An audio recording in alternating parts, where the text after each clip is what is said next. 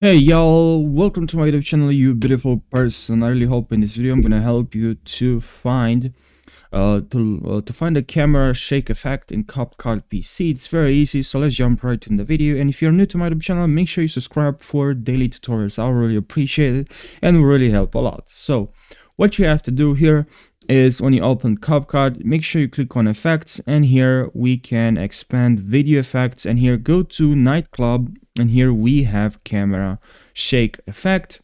You just can grab this and drag it to your into the timeline, and here you suppose you have your video, and now you can use your the camera shake effect. Very popular effect and very useful. So I really hope this video helped you, because I know CapCut is with new updates, also majority of the things in the app, not majority of things, but some things in the app will change, like the video effects will change where the effects are located, or will change the location of the effects, or some things will change. So I really hope this video helped you. Thanks so much for watching, and I hope you're gonna have a fantastic day. Take care.